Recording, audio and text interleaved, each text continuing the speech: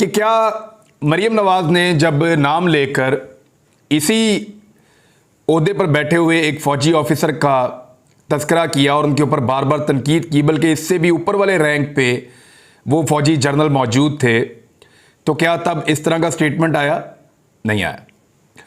आसिफ अली जरदारी ने जब फ़ौजी जर्नैलों को मुखातिब करके इदारे के ऊपर बल्कि अटैक किया, खाली जर्नैलों के ऊपर नहीं किया, बल्कि एक फ़ौजी जनरल के बारे में तो उन्होंने बड़े तज़हीक और तौहीन आमेज़ अल्फाज भी इस्तेमाल किए आसिफ अली जरदारी ने, तब भी कोई रद्द-ए-अमल नहीं आया।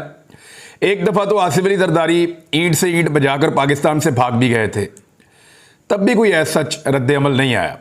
नवाज शरीफ की दवा एक मामूली सा रद्द-ए-अमल आया था एक मरतबा, लेकिन मुकदमा दर्ज नहीं हुए, नवाज शरीफ के बंदों को मारा कुटा नहीं गया, नवाज शरीफ के घर का दरवाज़ा नहीं तोड़ा गया, पुलिस की जानिब से हुआ, लेकिन ये उस वक्त नहीं किया गया था। नवाज शरीफ के लिए हालात उतने तंग और इतने परेशान कुन नहीं रहे। नवाज शरीफ ने स्टेटमेंट दिया और मामला रफा दफा हो गया, बल्कि कार्रवाई करने से रोक दिया गया। जहां पे मुकदमा दर्ज करवाने थे वो भी नहीं हो सका। क्या ऐसा कुछ मौलाना फजलुर रहमान साहब के बड़े खौफनाक बयानात हैं, और उन्होंने ये कहा था कि वो पाकिस्तान की फ़ौज की वो हालत करेंगे जो अमेरिकन की हालत की है तालिबान ने, वहाँ पे अमेरिकी फ़ौज की जो हालत हुई अफ़गानिस्तान में तालिबान के हाथों। ये स्टेटमेंट भी मौलाना फजलुर रहमान ने दिया था। इसके ऊपर भी हमने देखा कोई रद्द-ए-अमल नहीं था। ख्वाजा आसिफ ने जो कुछ पाक फ़ौज के साथ किया, यानी मैं आपको इसलिए कह रहा हूँ, पाक फ़ौज के वहाँ किसी एक जर्नैल का उन्होंने नाम नहीं लिया था, उन्होंने पूरी पाकिस्तान की फ़ौज के ऊपर इल्ज़ाम लगाया था, और ये इल्ज़ामात लगाए थे कि इन्होंने कभी कोई जंग ही नहीं जीती। ये भी इल्ज़ामात लगाए थे कि ये कौम की हड्डियों पे से गोश्त उतार कर खा गए हैं, इस किस्म का नोच लिया है, यानी पाकिस्तानी कौम के सारे वसाइल भी खा लिए और पाकिस्तान को दिया भी कुछ नहीं। इस किस्म के इल्ज़ामात पाकिस्तान की फ़ौज के ऊपर ख्वाजा आसिफ ने लगाए थे। तब कोई रद्द-ए-अमल आया था? जहाँ तक मुझे याद है तब भी कोई रद्द-ए-अमल नहीं आया था। फिर एक हमारे हैं जी साबिक स्पीकर अयाज सादिक साहब, उन्होंने उस वक्त के पाकिस्तान के आर्मी चीफ के बारे में ये कहा था कि उनकी टांगें कांप रही थी, और इंडिया के मामले पे कहा था। इंटरनल मामले में तो चलो मुदाखलत हो जाती है, कभी कोई गिला शिकवा भी आ जाता है आपस में, लेकिन ये नहीं हो सकता कि आप भारत वाले मामले के अंदर अपनी फ़ौज को आप नीचा दिखाएं। ये भी किया था अयाज सादिक ने। अभी थोड़े दिन पहले हमद मीर साहब ने बयान को ट्विस्ट करके बताया, जो जनरल रिटायर कमर जावेद बाजवा का बयान था। मैं भी वहाँ मौजूद था। जनरल बाजवा ने यह कभी नहीं कहा था कि हमारी लड़ने की सलाहियत नहीं है, या हमारे टैंक जो हैं वो ख़राब पड़े हुए हैं, या हमारे पास तेल बिल्कुल है ही नहीं। इस तरह की बातें नहीं की थी। किसी और मीटिंग में अगर की हो तो की हो, लेकिन जिस मीटिंग का वो हवाला दे रहे हैं वहाँ नहीं की थी। वहाँ जनरल बाजवा ने बातें ज़रूर की थी और बड़ी कमज़ोर बातें की थी, लेकिन ये इस तरह नहीं की थी, और जितनी की थी उतनी मैं बता चुका हूँ। लेकिन वहाँ भी कोई एक्शन नहीं है, कोई ऐसा स्टेटमेंट या कोई ऐसी चीज़ें हमें नहीं मिली, लेकिन यहाँ पे मिल रही हैं। देखिए मरीम नवाज साहबा का इल्ज़ाम क्या था।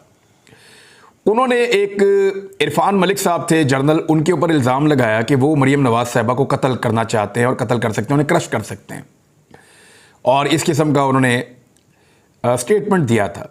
नवाज शरीफ साहब ने भी ये स्टेटमेंट दिया था, और नवाज शरीफ साहब ने वार्न भी किया था।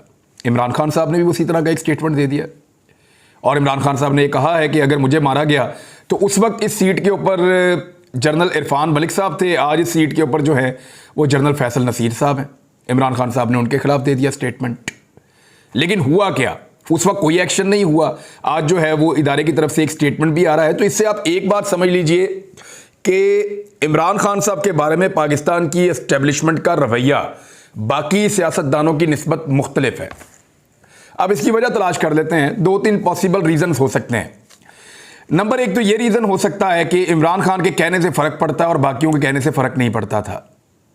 इमरान खान ओपिनियन मेकर हैं और बाकी लोग ओपिनियन नहीं बना पाते थे, या बाकी लोगों की बात के ऊपर अवाम एतबार नहीं करती थी, इमरान खान की बात पे एतबार करती है, इसलिए इमरान खान की बात को संजीदा भी लिया जाता है, उसका रद्द-ए-अमल भी दिया जाता है। दूसरा ये हो सकता है कि बाकी सियासतदान काबिल कबूल हैं इदारों के लिए और इमरान खान काबिल कबूल नहीं है, इसलिए इमरान खान को रद्द-ए-अमल देना ज़रूरी है और बाकियों को रद्द-ए-अमल देना ज़रूरी नहीं है। तीसरी एक और चीज़ भी हो सकती है कि इदारे को लगता है कि जो बाकियों ने इल्ज़ामात लगाए वो ठीक थे, जो इमरान खान लगा रहे हैं वो गलत हैं, तो वो अगर इल्ज़ामात ठीक थे तो उन पर क्या एक्शन हुआ, ये भी सवाल अपनी जगह पे मौजूद रहेगा। एक ऐसी ही कुछ ताकतवर शख्सियात का नाम शहीद अरशद शरीफ की वालदा ने अपनी जो FIR वो दर्ज करवाना चाहती हैं उसके अंदर लिया हुआ है। अब उसमें उनकी भी FIR दर्ज नहीं होती, क्या अरशद शरीफ की वालदा के खिलाफ भी कानूनी कार्रवाई की जाएगी कि इन्होंने नाम ले लिए ऐसे लोगों के? सारी दुनिया जानती है कि किसने सहाफ़ियों के ऊपर पाकिस्तान की ज़मीन तंग की थी। और अरशद शरीफ की वालदा की जो FIR है उसके अंदर जो वो चाह रही हैं कि ये नाम दर्ज किए जाएं, उनके पास बाकायदा सबूत मौजूद है कि हमारे घर में कब कब आए, कब कब राब्ते हुए, और उनके पास गवाहान मौजूद हैं जिनको अरशद शरीफ ने बताया था। हम खुद गवाहान के अंदर शामिल हैं, बुलवाएं और बुलाकर पूछें, चीज़ें आपके सामने आ जाएगी। बहरहाल कल शहीद अरशद शरीफ का केस भी लगा हुआ है सुप्रीम कोर्ट ऑफ पाकिस्तान में, तो देखते हैं उसके अंदर क्या होता है। लेकिन इमरान खान साहब अपना मुकदमा कहाँ दर्ज करवाएं, इंक्वायरी कौन करेगा? और अगर तो अब पाक फौज को ये लगता है कि इमरान खान साहब ज्यादती कर रहे हैं तो फिर मुकदमा ज़रूर इमरान खान साहब के ऊपर करना चाहिए ताकि ये मामला अदालत में आए। ये मामला अदालत में आए, इमरान खान साहब अपनी बात रखें अदालत में, और जो डिफेंस के अंदर चीज़ें हैं वो भी सामने आ जाएं, तो पता चल जाएगा कि एक्चुअली इमरान खान साहब जो बात कर रहे हैं उसमें कितने हकायक हैं और कितनी सच्चाई है उसके अंदर। इससे पहले मैंने देखा कि इदारा इतना हसास नहीं होता था जब सियासी लीडरान जो करप्ट भी हैं, जो बेईमानी भी करते हैं, जिन्होंने पाकिस्तान को लूटा भी हुआ है, जब वो पाकिस्तान की फ़ौज के ख़िलाफ़ और जर्नल्स के ख़िलाफ़ बड़े खौफनाक स्टेटमेंट्स देते थे, तो उस वक्त मैंने देखा कभी भी ऐसा रद्द-ए-अमल इतना सख्त नौइयत का नहीं आता था। लेकिन अब रद्द-ए-अमल आ रहा है तो इमरान खान साहब के ख़िलाफ़ आ रहा है। एक मरतबा फिर इमरान खान साहब के ऊपर ऐसा लगता है कि अब मुश्किलात पैदा हो जाएंगी।